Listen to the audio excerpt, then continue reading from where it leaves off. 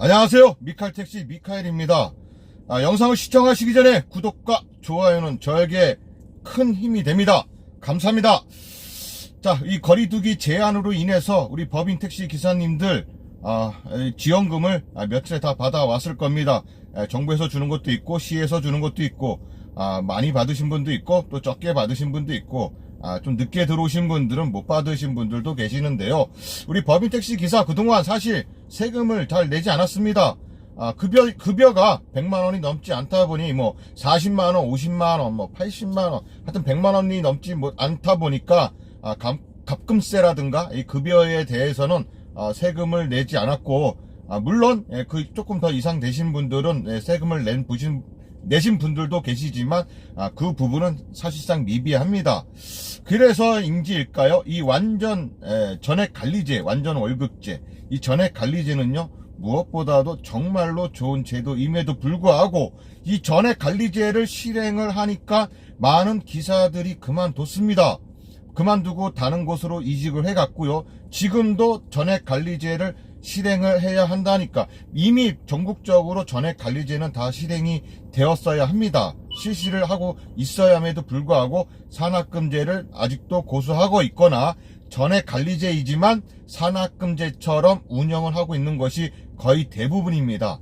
이 완전 월급제가 되기 위해서는요 정말 이게 나라의 도움 없이는 될 수가 없다는 게 제 주장입니다. 전액 관리제 아주 좋은 제도입니다. 그냥 내가 주어진 시간에 열심히 일하고 급여 받고 일반 급여 노동자들하고 똑같은 거죠. 일반 노동자와 똑같습니다. 그냥 내가 주어진 시간에 일하고 또 다음에 또 열심히 더 하신 분들은 거기에 대한 성과금을 받고 아주 좋은 제도예요. 그런데 말입니다. 왜 이 전액 관리제를 실시를 하니까는 많은 기사들이 그만두고 수입이 감소했다면서 그만두고 법인택시 회사마저도 힘들다고 하는 것일까요? 법인택시는 일단은 기준금이라든가 이런 것이 더 많이 들어오니까 사실상 더 좋은데도 불구하고 왜 힘들까요? 이 시간의 문제입니다. 그 시간 안에 기사가 얼마를 벌어오느냐 이것 따위인데 그것도 못 채우면은 산학금제 형태로 해서 급여를 제한다거나 하여튼 물리적인 제재를 기사에게 가합니다. 그러니까 그 전에 산학금제보다도 못한 거죠. 이 전액관리제를 먼저 실행하기 전에 먼저 안 좋은 습관들, 법을 어기고 있는 회사들, 그런 회사들부터 먼저 색출을 해서 적발을 해야 합니다. 그럼에도 불구하고 그런 것은 예전에 지금 제가 항상 주장하는 건데 이 운송비 정가 금지, 이 가스비를 정가한다든가 세차비 하여튼 이런 운송비 정가 금지임에도 불구하고 이것을 정가하고 있는 회사들이 엄청나게 많습니다. 그런 회사들부터 먼저 색출을 해서 적발을 하고 과태료를 매고 가징금을 매기고 더 이상 못하도록 막아낸 다음에 그 다음에 전액 관리제를 실행하는 게 맞다고 생각을 하거든요. 근데 우선적으로 전액 관리제를 시행하고 이것을 지키지 않으면 과태료를 매기겠다. 또 거기에 대한 추가적인 문제점이 뭐가 있을까? 이렇게 지금 하려고 하는 겁니다. 제가 생각할 때는 먼저 이걸로 실행함에 있어서 문제점은 무엇인가? 기사들이 왜 싫어하는가? 법인택시는 왜 싫어하는가? 그것을 먼저 따져봐야 할 거라고 저는 생각합니다. 그 다음에 싫어야지. 다 싫어하는 법을 왜 만들려고 하는 거죠? 어느 한쪽은 좋아해야 되는 거 아닙니까? 그래도. 근데 기사도 싫어하고 법인회사도 싫어합니다. 그렇다면은 이 법은 필요가 없는 법이라고 저는 생각을 합니다. 구독과 좋아요, 알람 설정해주세요. 그럼에도 불구하고 전액 관리제를 실행한다는 것은 세금이 들어옵니다. 그 세금, 그동안 우리 법인 택시기사 너희들 세금 그동안 내지 않았으니까 이제 앞으로 세금 내라. 이 세금 때문에 만들어진 법은 아닐까라고 생각하시는 분들이 엄청나게 많습니다.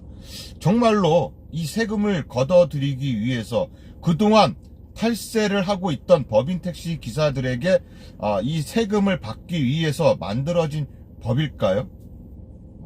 그것이 아니라 법인택시든 법인택시 회사든 다 상생할 수 있게 만든 그런 법이기를 바라봅니다. 작년 11월 달에 용인시에 있는 법인택시 회사가 이 전액관리제 위반으로 처분을 받았습니다. 그런데 이게 환진교통이라는 곳인데요. 용인에 11월 달에 걸린 곳입니다. 택시 운송사업자, 그러니까 택시 회사한테는, 법인택시 회사는 500만원, 운수 종사자에게는 과태료 50만원을 책정했습니다. 근데 이것이 기사마다 50만원씩 책정이 됐다 보니까는 이 모든 택시기사, 이 회사에 근무하고 있던 모든 회사, 또 거기에다 그만두신 분들까지 89명, 퇴직자 92명, 이렇게 포함해서 181명인데, 181명한테는 50만원씩 부과가 되고요. 택시회사는 500만원입니다. 그럼 2차로 걸렸을 때는 택시회사 같은 경우 1000만원이고요. 그런데 지금 먼저 이렇게, 지금 이렇게 처분이 내려졌고, 그 다음에 어떻게 지금 결과가 나왔는지는 저도 잘 모르겠습니다만, 일단은 이렇게 처벌하는 게 우선이 아닙니다. 거기에 대한 문제점이 무엇인가가 중요한 거지, 그냥 처벌만 한다고 해서 다가 능사가 아니죠. 그렇다면 결국은 이렇게 너희들 이거 지키지 않으면 과태료 물 거야. 기사에게도 물고 법인 택시 회사에게도 물고. 그렇다면 결국은 무엇이죠? 세금을 걷어들이겠다는 것밖에 받아들일 수밖에 없는 거예요. 그래서 제가 볼 때는 지금 많은 분들도 그렇게 생각합니다. 이거 하니까는 세금만 이렇게 더 내게 되고, 또 근로 수당이라든가 이런 여러 가지 또 수당들도 빠지게 되고요.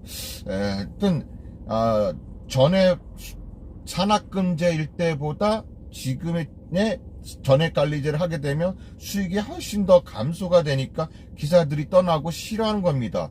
그럼 수익이 좀 더 감소가 하더라도 뭔가 좀 괜찮은 게 된다고 하면 기사들도 용납이 되지 않을까요? 그냥 무턱대고 시행하라는 것보다 문제점들을 보완해서 하면은 더 좋을 것으로 보여집니다. 세금을 걷어들이기 위한 그런 행정이 아니기를 간절히 바라봅니다. 이상 미카엘 택시 미카엘이었습니다. 감사합니다.